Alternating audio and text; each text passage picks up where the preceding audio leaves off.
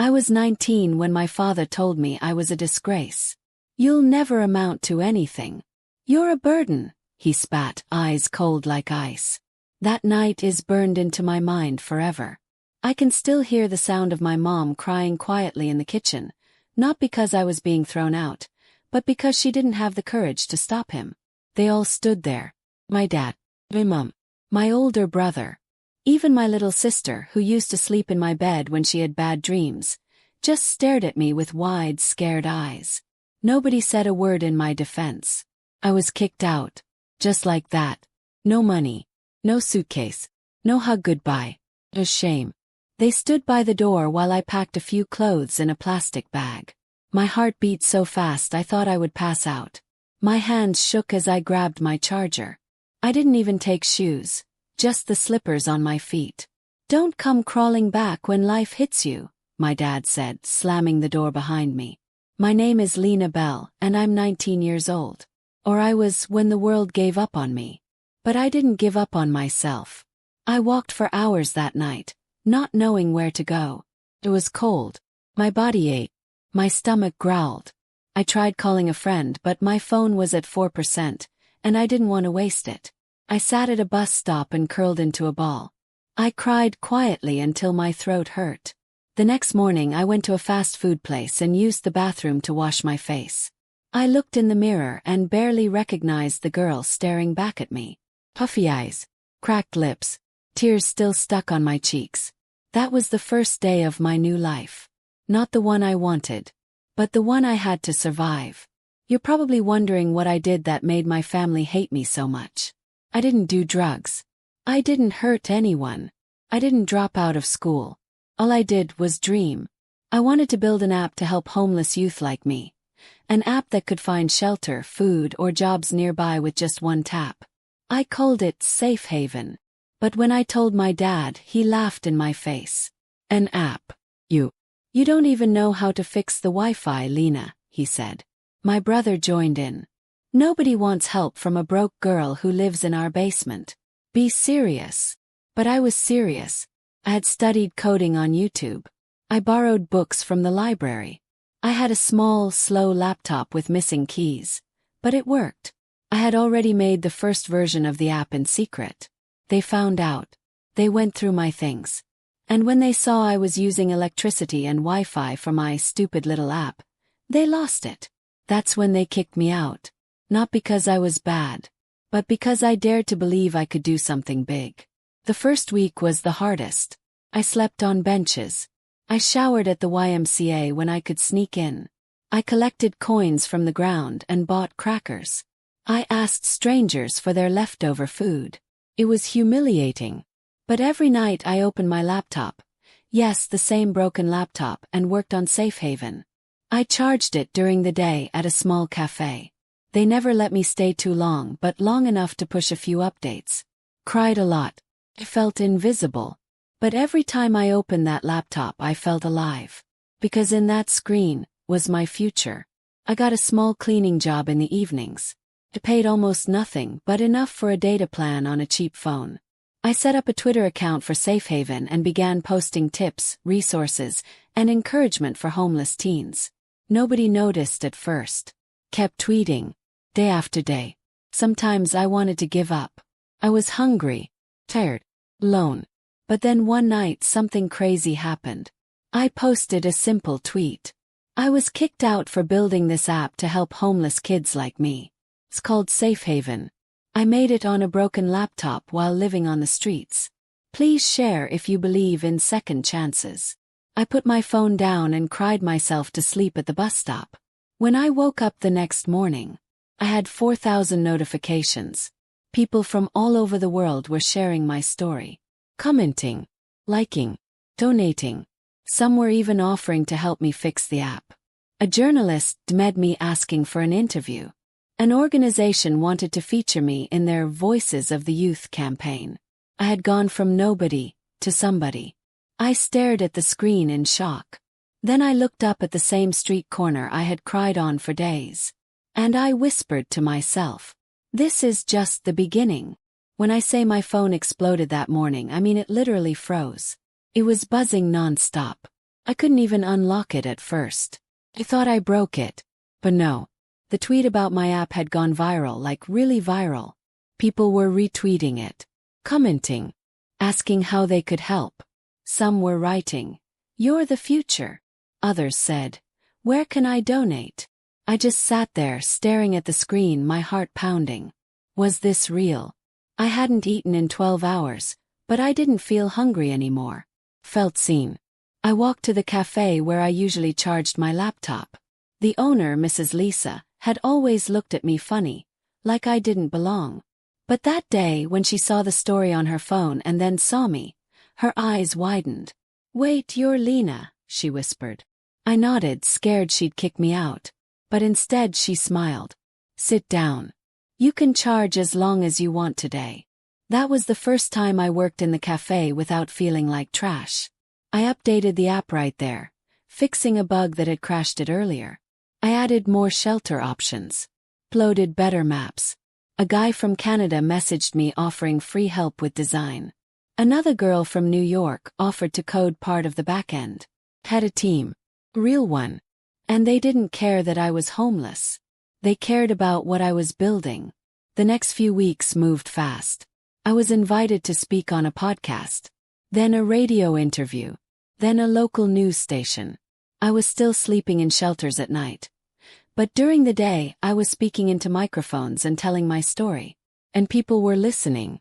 One video clip of me explaining Safe Haven got 500,000 views in 2 days. I started getting emails from investors, journalists, students, and even tech workers who wanted to help me grow. I remember one day I got off the radio, and there were 3 messages waiting on my phone. A woman offering me a room to stay in temporarily. A startup accelerator inviting me to apply for a grant. A guy who said, "I used Safe Haven last night to find a shelter. I would have slept in the cold without it. Thank you." That last one made me cry. I cried right there in the bathroom stall of the radio building.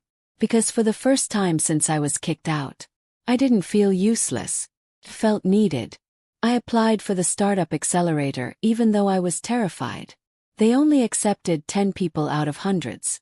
I told myself, "You're just a girl with a broken laptop. They won't pick you."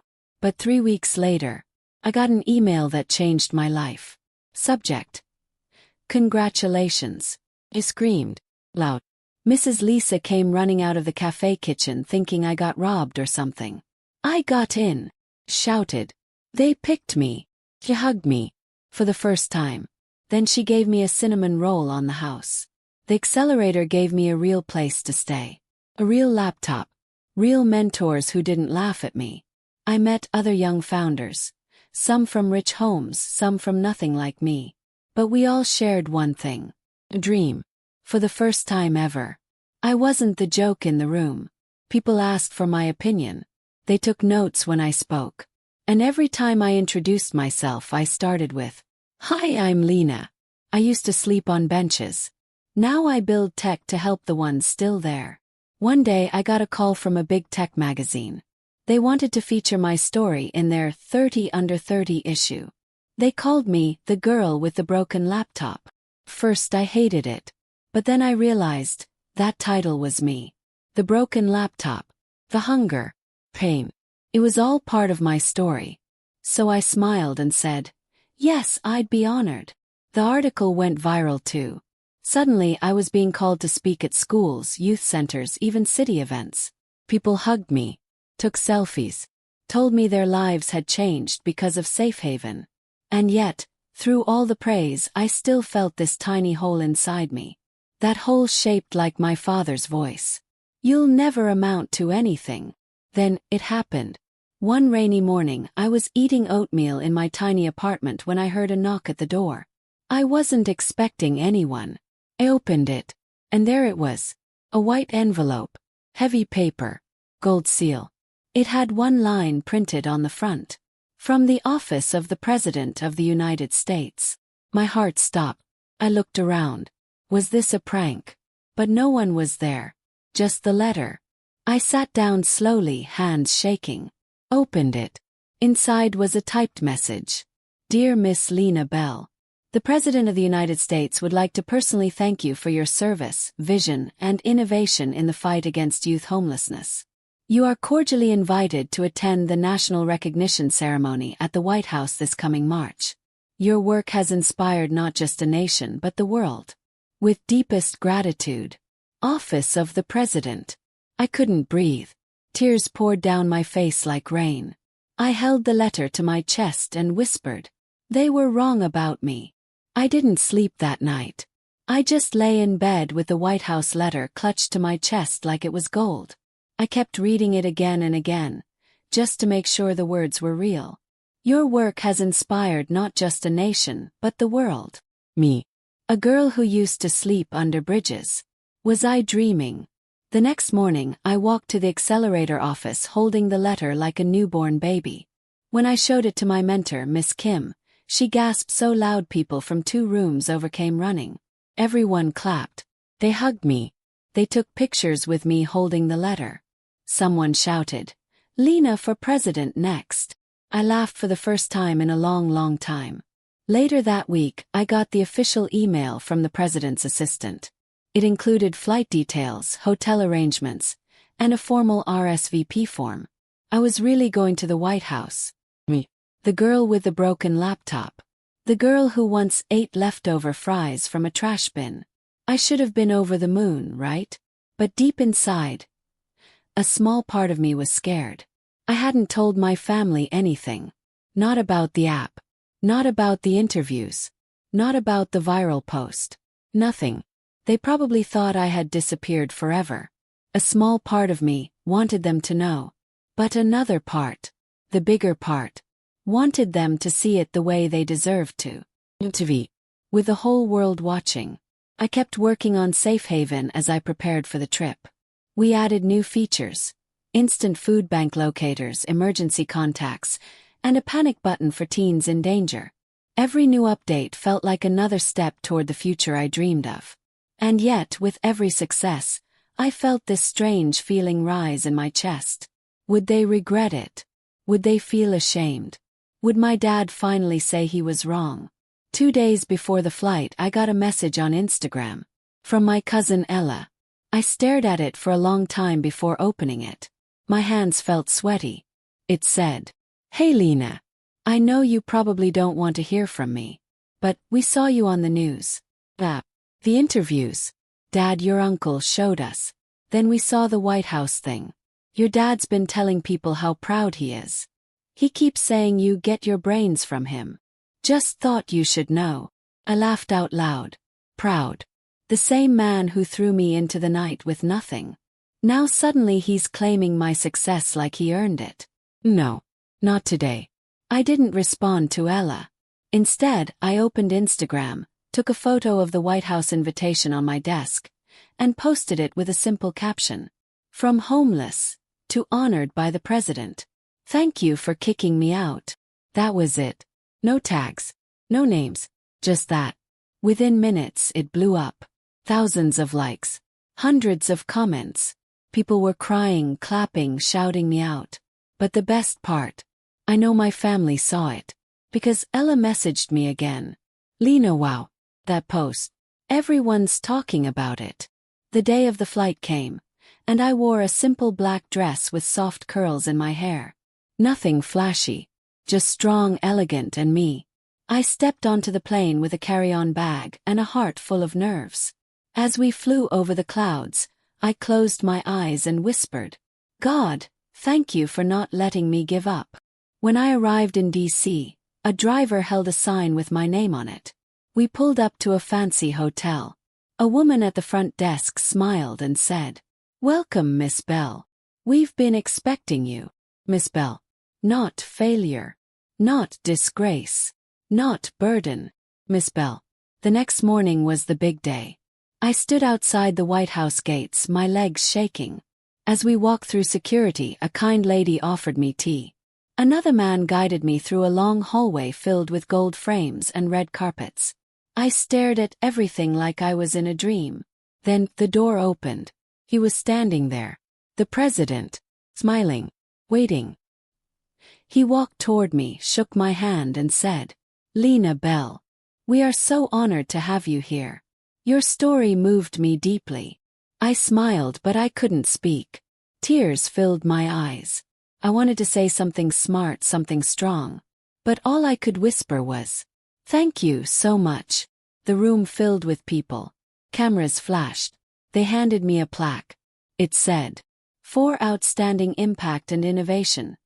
Lena Bell, founder of Safe Haven." My photo was taken with the president. CNN was filming. It was being broadcast live. And somewhere back home, I knew my family was watching. I stood tall, straight shoulders, head high. I didn't think about the nights I cried in the rain, or the cold bus stations, or the bread crusts I begged for. I thought about that night, the night they kicked me out, when I left with nothing but my dream.